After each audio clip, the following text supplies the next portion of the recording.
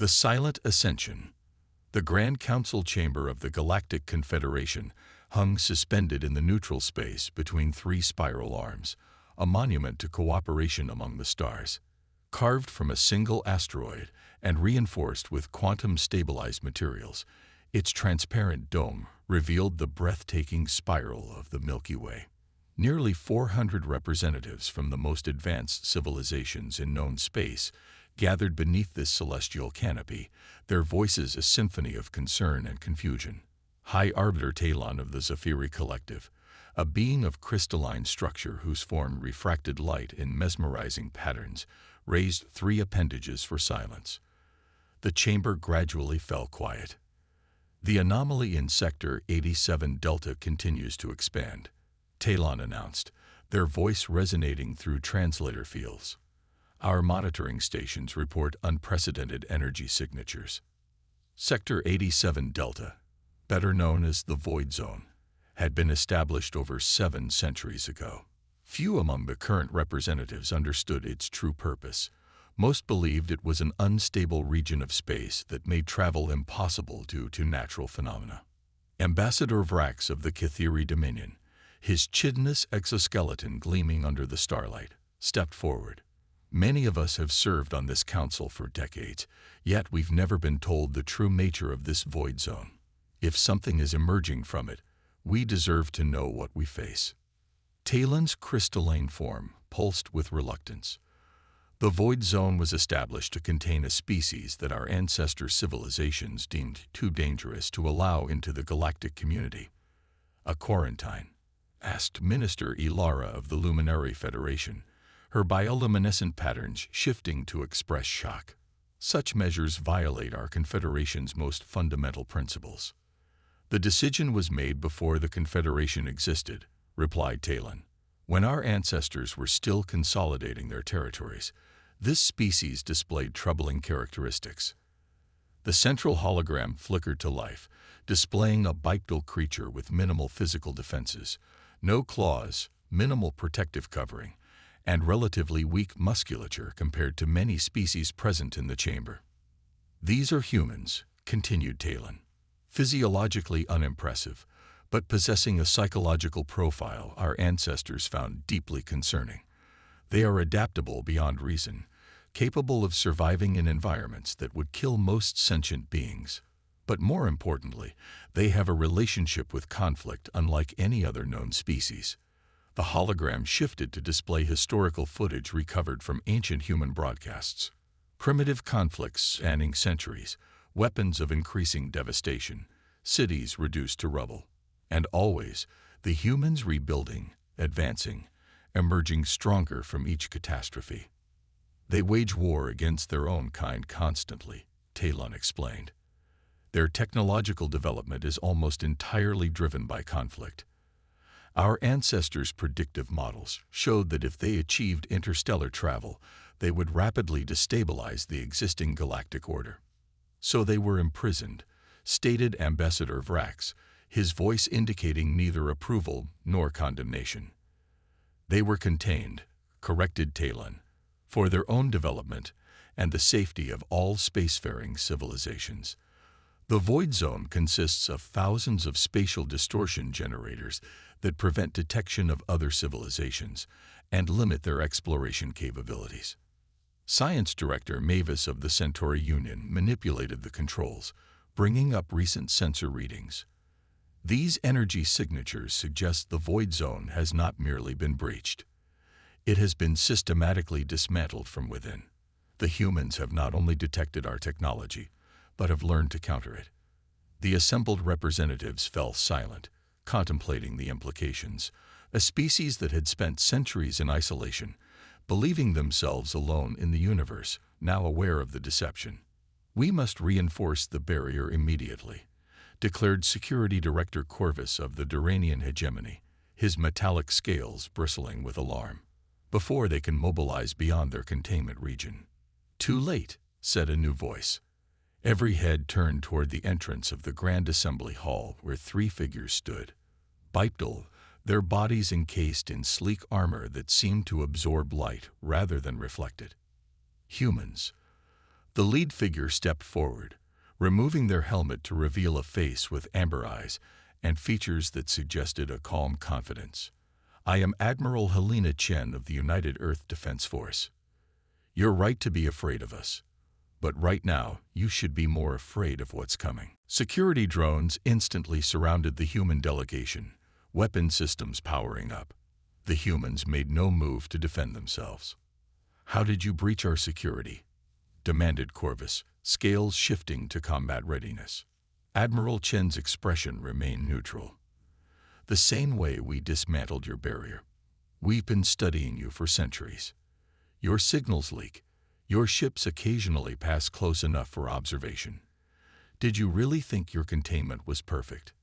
Before Corvus could respond, the second human, a tall figure with dark skin, activated a small device. A holographic image materialized in the center of the chamber, a vast object moving through deep space, its surface an impossible geometric pattern that seemed to fold in on itself in ways that hurt the eye to follow. "We call it the Harbinger," the human explained. "We detected it 18 months ago at the edge of our long-range sensors. Current trajectory puts it arriving at the galactic rim within 3 months. Its mass suggests an object approximately 1/8 the size of Earth's moon, but its structure is artificial." Science Director Mavis approached the hologram, 3 eyes blinking in sequence. "What evidence do you have that this object represents a threat?" The third human, shorter with features suggesting Asian ancestry, adjusted the display. "The object is emitting gravitational distortions that don't match its mass. More concerning, it's accelerating. Nothing that large should be capable of changing velocity in deep space without massive energy signatures, yet it's doing so while remaining almost completely dark to conventional sensors." High Arbiter Talon studied the readings, their crystalline form dimming with concern. "Assuming this threat is real, why come to us? Why not remain safely isolated in your region of space?" Admiral Chen's gaze was unwavering. "Because whatever's coming isn't just a threat to you. It's a threat to all sentient life in this galaxy, including humanity. We're offering an alliance." "An alliance?" repeated Security Director Corvus, his scales shifting color with suspicion. "With a species we quarantined because of their warlike nature." "Precisely because of our warlike nature," replied Admiral Chen, meeting his gaze steadily. "You isolated us because we excel at conflict. Now conflict is coming to your doorstep, and you need us." The chamber erupted in chaotic discussion as representatives processed the implications. "What proof do we have that you aren't the greater threat?" demanded Talon once order was restored. "Perhaps this Harbinger is your invention, a pretext to gain access to our worlds and technologies." Admiral Chen smiled slightly. "If conquest were our goal, High Arbiter, we wouldn't announce ourselves. We've had the capability to breach your barrier for 43 years. Instead, we've been preparing, building, waiting." She gestured, and the holographic display changed to show the space beyond the former void zone. Where the Confederation expected to find a handful of primitive colonies, they instead saw hundreds of stars connected by transit lines, massive orbital structures, and shipyards stretching across entire systems. But most shocking of all was the fleet. Thousands of warships arranged in perfect formation, each bearing the insignia of United Earth. The smallest among them dwarfed the Confederation's largest vessels. "We've spent centuries believing we were alone in the universe," Admiral Chen continued. "We prepared for the worst, hoping for the best. The Harbinger is real, and it's coming. The question isn't whether you trust us, it's whether you can afford not to." Before any response could be formulated, the chamber's emergency alert system activated. A harried communications officer rushed in, making directly for the High Arbiter. "Arbiter," the officer said, voice tight with controlled panic. "We're receiving distress signals from the Proxima outpost. They're under attack." "By the humans," demanded Corvus, scales now fully shifted to combat display. "No," replied the officer. "By something else. Something that's destroying everything in its path." The outpost's final transmission mentioned harvesters. Admiral Chen's expression hardened. The Harbinger has sent advance scouts. It's happening faster than we predicted. She turned to the council, her voice carrying the weight of command that silenced the rising panic. You have a choice to make, and quickly. Continue to fear humanity for what we might do, or stand with us against what is already here. High Arbiter Talon's crystalline form pulsed once, twice, then stabilized with new resolve. How soon can your fleet be ready? They already are, replied Chen. They have been for generations. As if to emphasize her point, the holographic display shifted once more, showing human warships moving into defensive positions around Confederation worlds, including the very station where the Council met. We can discuss the irony later, said Admiral Chen, replacing her helmet. Right now, we have a galaxy to defend. Stars of Defiance. The command deck of the UES Defiance hummed with activity as Admiral Chen studied the tactical display. The ship, 5 kilometers of reinforced armor, advanced weapon systems, and the most powerful engines humanity had ever created, was now the coordination center for the combined fleet of the Human Confederation Alliance. They're still not ready, murmured Commander Raj Sharma, Chen's second-in-command, as they watched the Confederation vessels struggle through basic combat maneuvers. They've known peace for too long, replied Chen, her eyes never leaving the display. And us? Asked Sharma quietly. What has isolation made us? Chen turned to him, her expression grim. Prepared. The bridge doors hissed open as Science Director Mavis entered, accompanied by Minister Ilara. Despite being allies for 3 weeks, most Confederation species still showed signs of discomfort in human presence. Ilara was one of the few exceptions, her bioluminescent patterns suggesting curiosity rather than fear. The Proxima defense was successful, announced Mavis without preamble.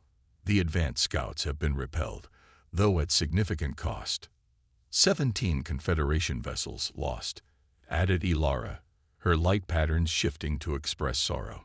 But your ships, the precision of your combat algorithms is unlike anything we've seen.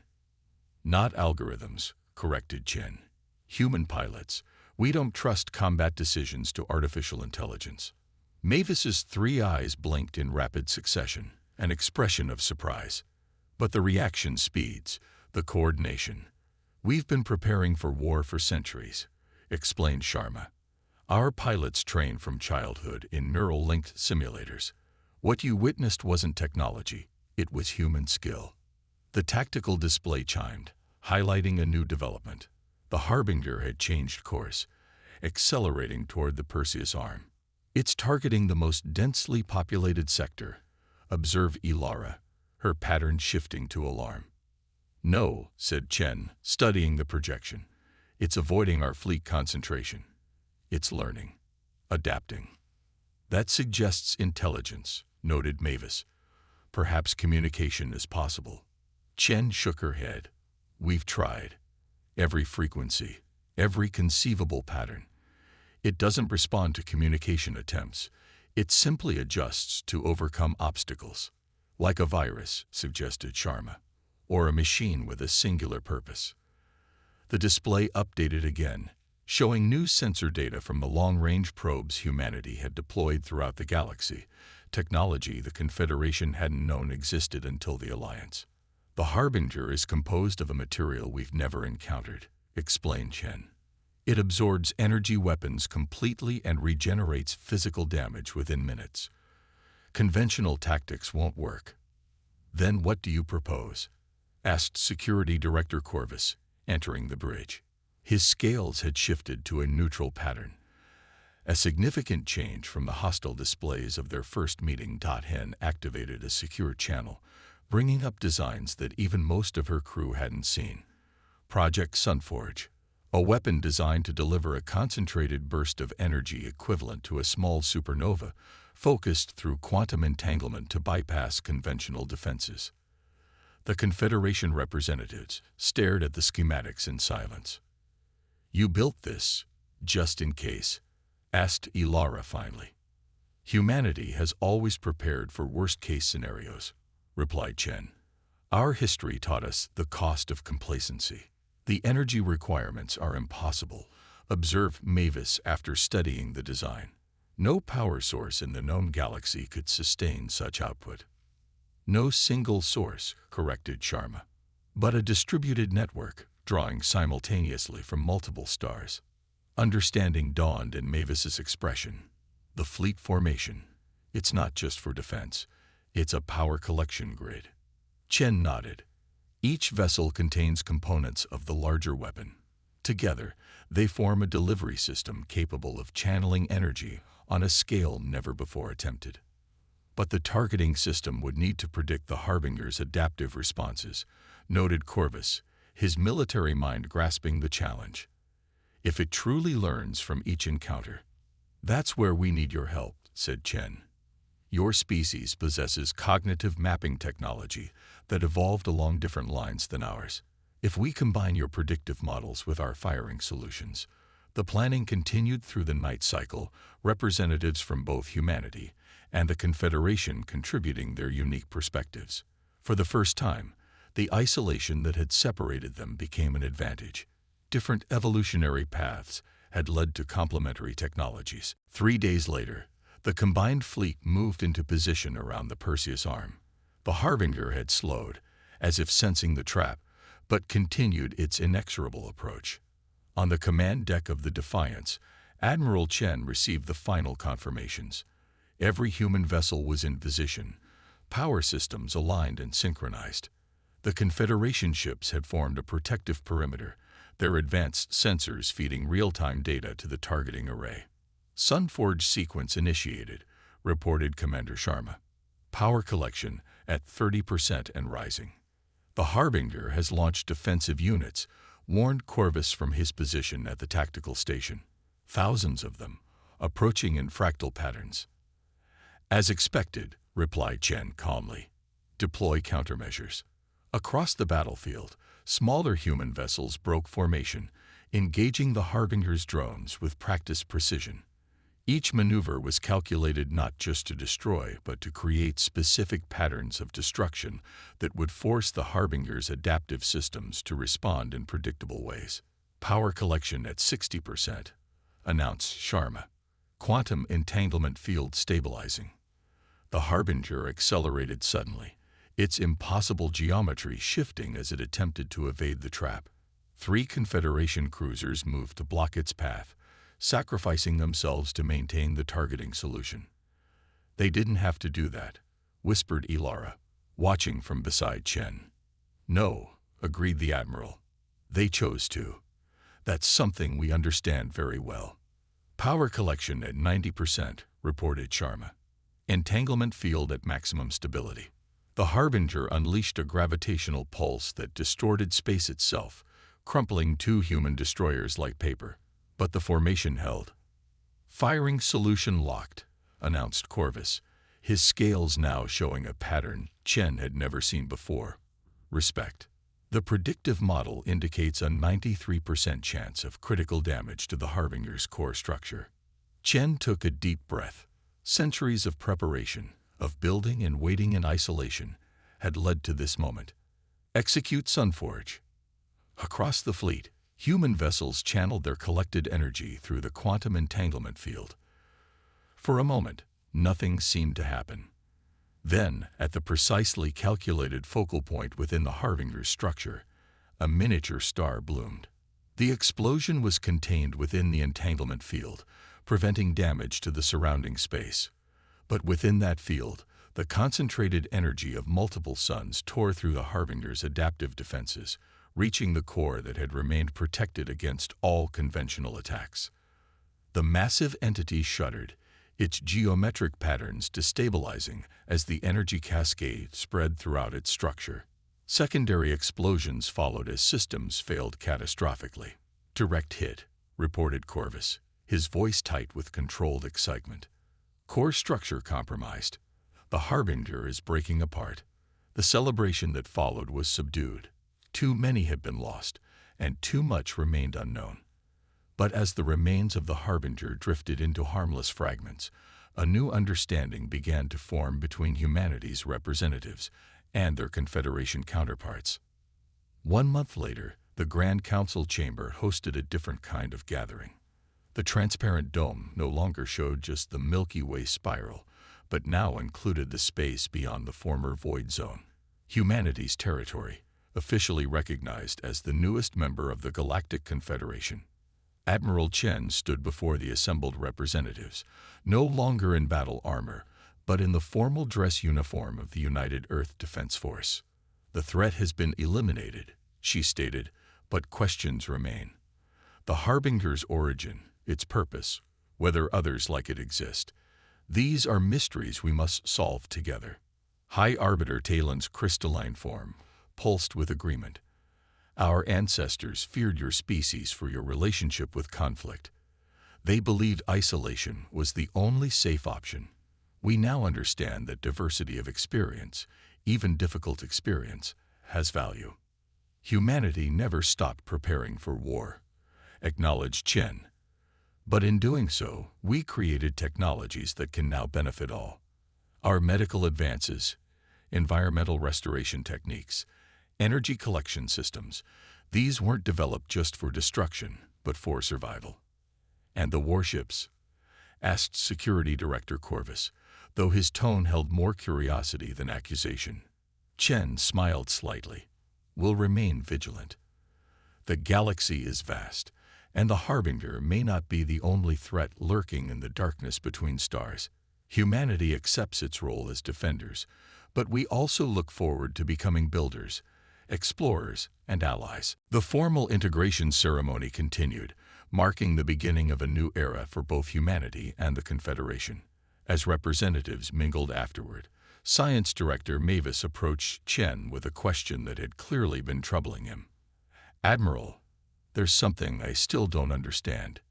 You said you detected our containment field 43 years ago, yet your fleet and technologies suggest centuries of preparation. How is that possible?" Chen's expression softened with something like pride. "We never needed to detect your field to know we weren't alone, Director. Throughout our history, our greatest minds theorized the existence of other intelligent life. Without proof, without contact, we still prepared, not just for threats, but for this moment, when we would finally take our place among the stars." "You built warships based on stories?" asked Mavis, incredulous. "We built warships based on hope," corrected Chen. "Hope that we would find friends among the stars, and determination that we would be ready if we found anything else.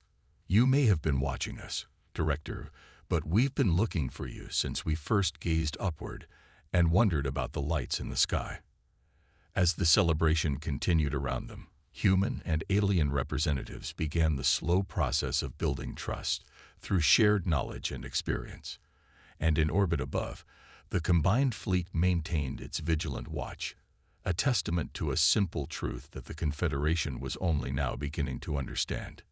Humanity's greatest strength had never been its capacity for war, but its unwillingness to face the unknown unprepared. The stars no longer represented a barrier or a mystery. They were now a shared frontier, with humanity ready to defend it not just for themselves, but for all sentient life in the galaxy.